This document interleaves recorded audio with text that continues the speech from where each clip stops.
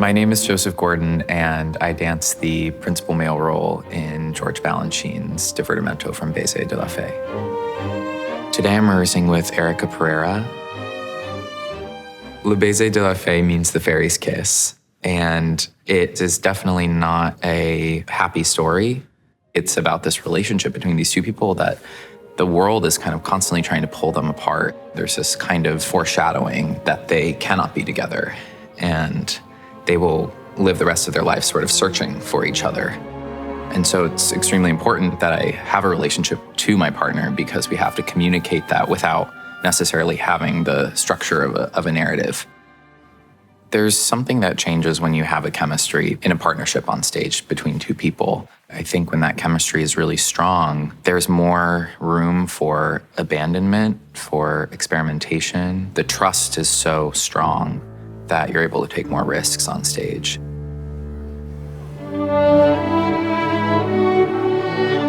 The first time that the audience sees my partner and I, the dance is very optimistic in this way. There's this youthful naivete or innocence to what we're expressing.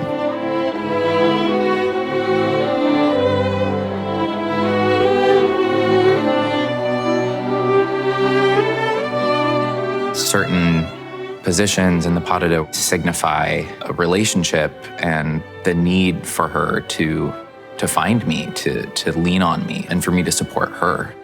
And I think it's symbolic of love, of unity, of an understanding between two people.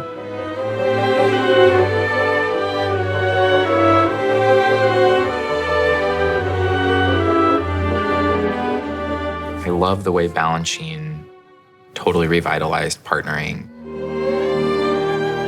It's not all just the classical way of supporting each other. He drapes the ballerina around you, especially in the first pas de deux, where you're just sort of entangled. You do this series of pirouettes where she pirouettes up and then wraps around your body, and the way that we run and pull apart from each other and come back and embrace. It's like an expression of love, you know? It's like when you get off a flight and you haven't seen your person and you just run towards each other and embrace.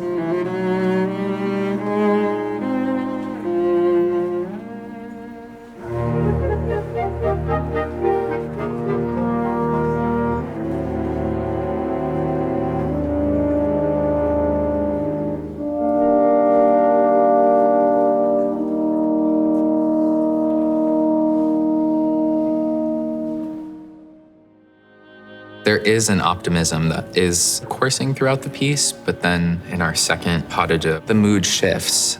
It becomes somber and it becomes more complicated. In the second pas de deux, you almost barely touch each other, or the moments when you do touch each other are so significant that it's always an embrace, or you're supporting her in a way that's so precarious that you really see this difference in construction and also in the emotion and the feeling of these two different dances that are part of the same work.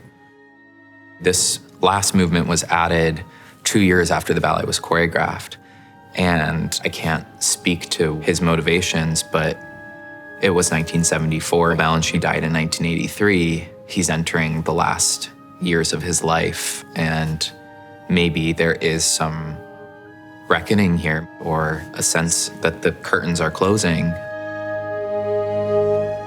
There is so much loss in the ballet, but also so much optimism, and I think that those two elements are something that everybody goes through in life, that we all have our triumphs and we all have these moments of joy, and then we also have the flip side, which is, loss and suffering.